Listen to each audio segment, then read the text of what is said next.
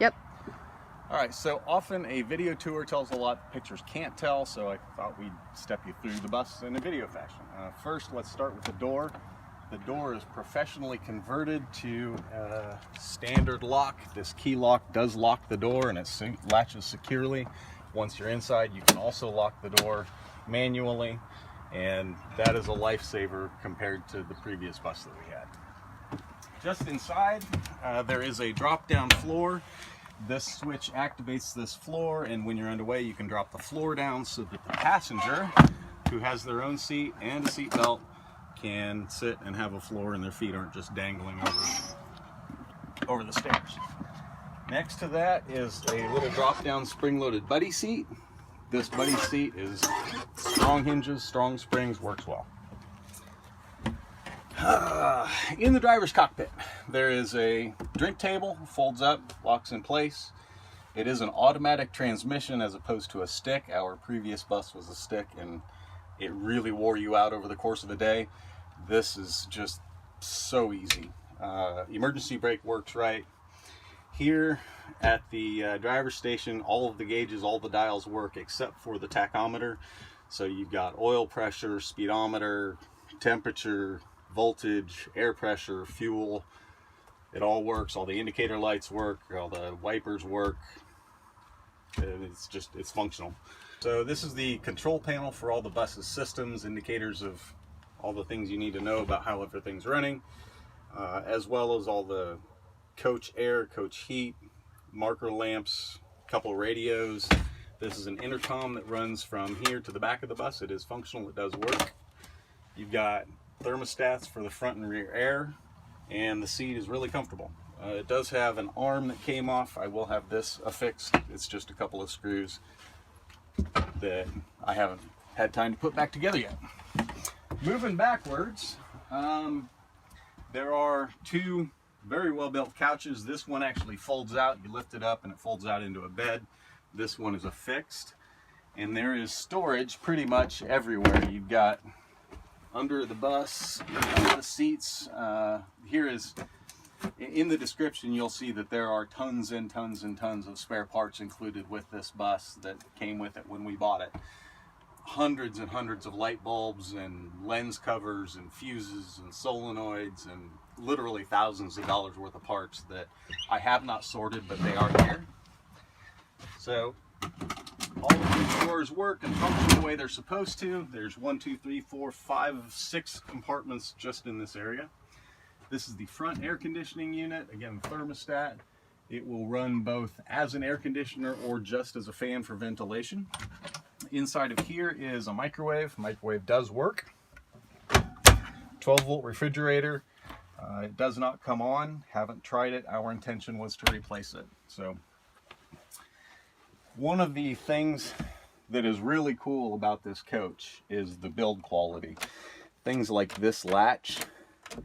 This latch is 40 years old and works perfectly, and they all do. The hardware and the quality of build is extremely good, and it's also very thoughtfully put together. So for instance, if you wanted to close off just the front section of the bus, that door closes and that is lockable from the inside.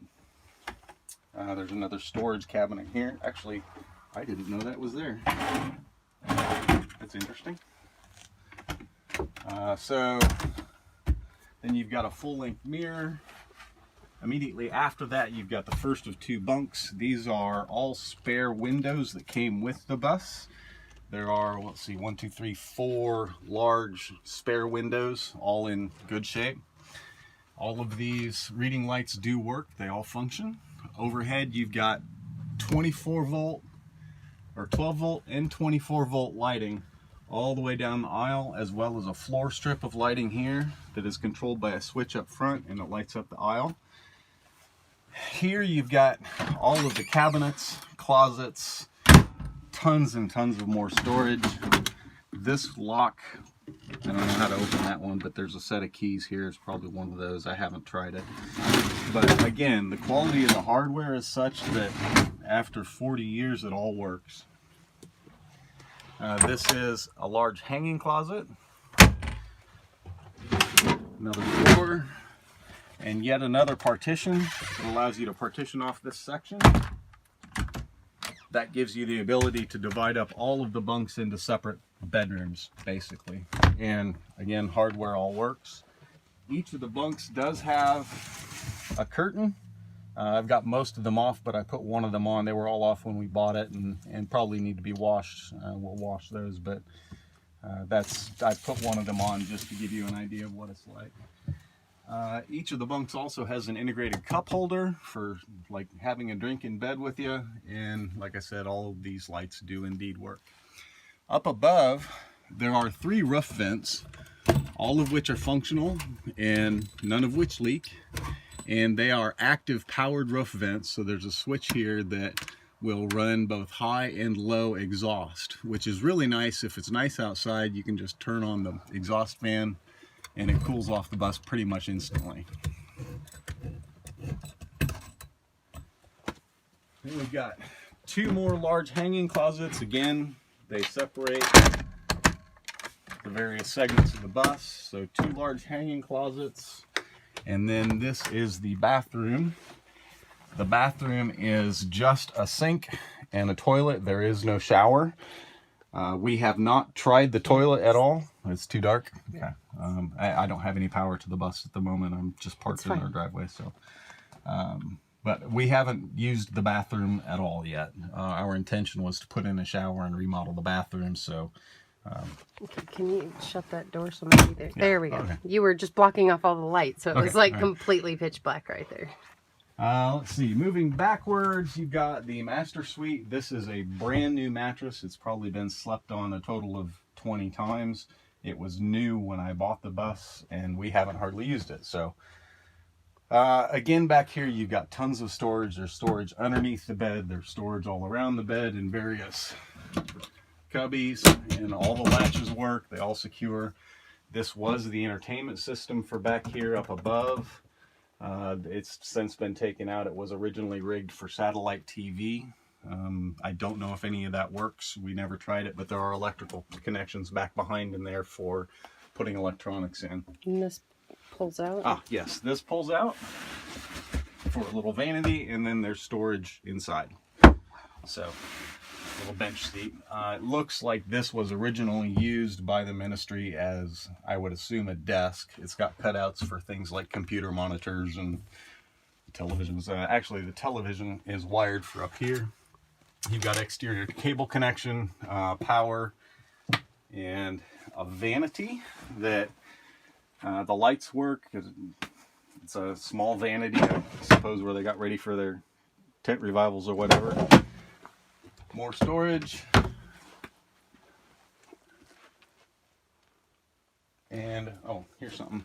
All of the curtain hardware works like it's supposed to. All of the poles still work. All of the windows open the way they're supposed to. The hinges are all in good shape.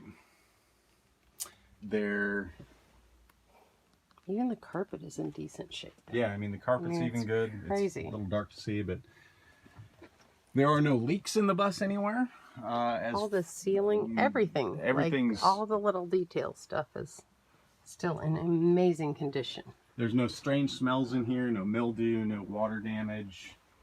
It's a good solid shell. So inside at the driver's cockpit, all of the gauges work with the exception of the tachometer. So the oil pressure gauge, speedometer, temperature gauge, voltage, air pressure, and fuel, all those work. All of these indicator lights work. The wipers all work the way they're supposed to. The horn works as it should. I don't know why the tachometer doesn't work. It may be something as simple as a broken wire somewhere. I haven't even looked at it. There is a spotlight for outdoors that I have not messed with or played with. I flipped the switch. It does not come on, but I don't know why. Up above is the main control panel for the bus. You've got an indicator for incoming shore power, both 12 volt or 30 amp and 50 amp. These are indicators for the 24 volt system and the 12 volt system battery charge capacity. I've got the bus shut off at the moment, so they're registering 0. but both of them do work. All of this, it pertains to the underbelly generator. There's a very large Kohler generator underneath that when we bought the bus, we were told that it needed service and that it didn't work. I have not even tried to start it. I don't know what the story is with any of the generator stuff. So that would be, I mean, it was on our list of things to look at, but now that our plans have changed, obviously we haven't taken time to do that. These are all breakers. They're push button breakers for all of the systems in the bus. They all work well. They're all clearly labeled.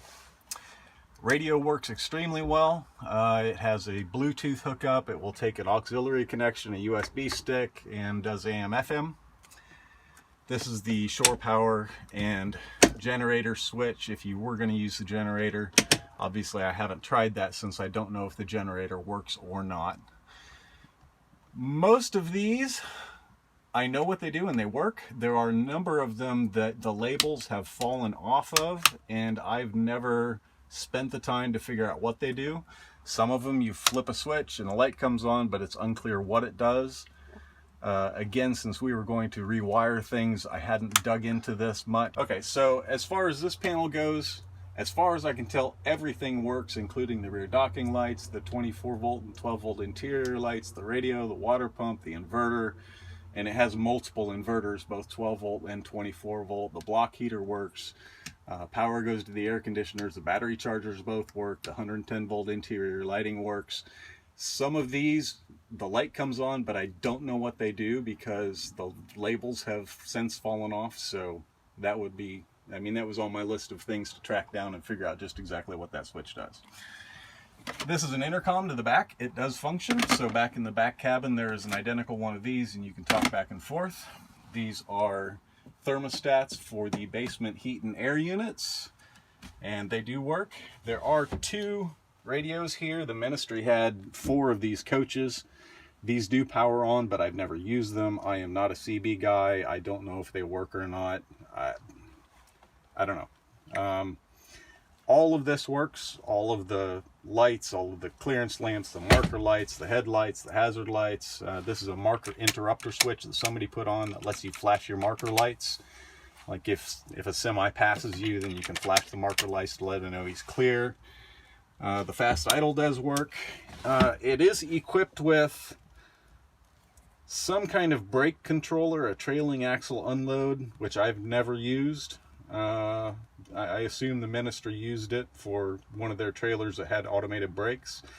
And it does have a Jake brake, but I have also never used that. I've never used a Jake brake at all on anything, so I don't know how they work. I don't know if it works. The brakes on the coach work just great. So the over-the-road air conditioner will freeze your nuts off, and the heater I'd never tried until today. But today it was finally cold enough. I turned on the heater and it got nice and toasty, so it blew hot air. The driver's side air conditioner, which is dedicated strictly to this area, does work really well. So does the defrost on both high and low. The wipers work well, both in low speed and high speed. And the seat's really comfortable. The drop down arm, this cushion came off of this arm. It's just a screw stripped out. I will have that fixed by the time somebody buys the bus. I'll have this reaffixed. But otherwise, the seat is really comfortable. It is an electrically adjustable seat, but when I attempted to adjust it, it did not do anything. So there are controls there. I don't know if there's power to it or not, but it's comfortable the way it is. There's a little drink holder thing here. You can flip that up, hold drinks. What else? I think that's it for here. Oh, in case somebody had never seen one, this is the automatic transmission and the emergency brake are both right here. And this automatic transmission is worth $10,000 in terms of value to the bus. Our previous coach was a manual, had a stick, and just pushing that clutch down, it was a workout. Over the course of driving in a day, you were done. And I drive this thing for a day and I feel like I've rested all day.